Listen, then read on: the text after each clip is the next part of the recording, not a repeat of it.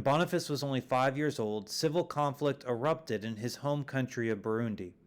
Boniface became a victim of that. He lost track of his parents. He could not trace where his parents went. You don't know whether they died or they are still alive. But then he got captured by the soldiers that were fighting, and he became a child soldier. He managed to escape and fled as a refugee to Tanzania, where he spent the rest of his childhood in a refugee camp. Life in the refugee camp was hard. Families were given limited resources, and no jobs or work was available to earn extra money. Even as he succeeded in completing the education that was offered to him, life was not done with the challenges. Boniface lived in a refugee camp for a very long period of time until he started a family while in the refugee camp. He got married and started a family. And then came a time when the government of Tanzania thought that it was now time to repatriate back the refugees to their home country.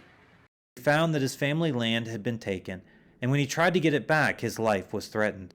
He did not see a future in his home country, and he again, for the second time in his life, became a refugee, this time in a refugee camp in Kenya. Despite a life of struggles and challenges that forced many people to give up on life while in the refugee camp, Boniface persevered and received some training in trauma and family counseling, allowing him to help others struggling to live in this desolate environment. Boniface's purpose started to reveal itself as he became more involved in the church.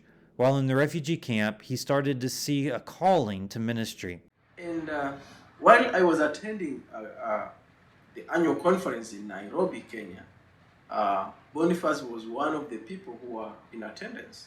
And I got an opportunity to talk about Wesley College and what we do at Wesley College. He got interested.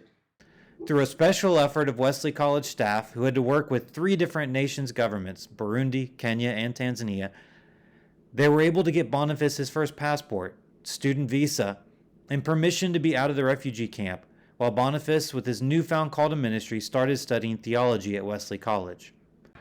And while at Wesley College, he very much committed himself to developing himself into a person that he wanted to be. He got involved in leadership at the student level. He got involved in community service. Boniface reflects on how the practical education at Wesley College has given him confidence, saying, "There is no place that I cannot stand and preach the word of God."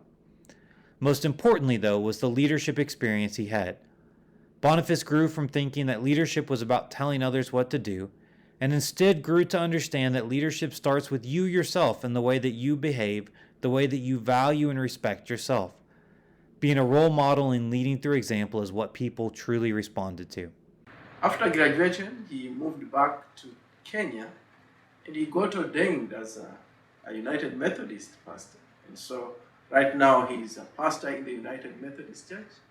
He also took the opportunity while in the refugee camp to become a peace ambassador, because for him peace was something that he missed, and it was something that was very close to his heart.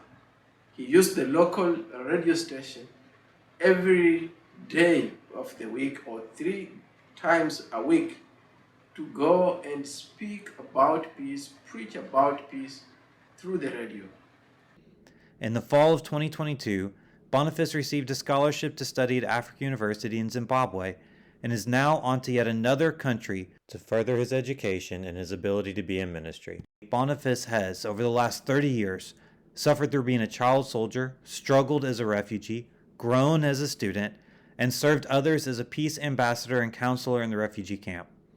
Boniface has been forced through and chosen different roles in his life, but has always moved with God. And he continues to be on the move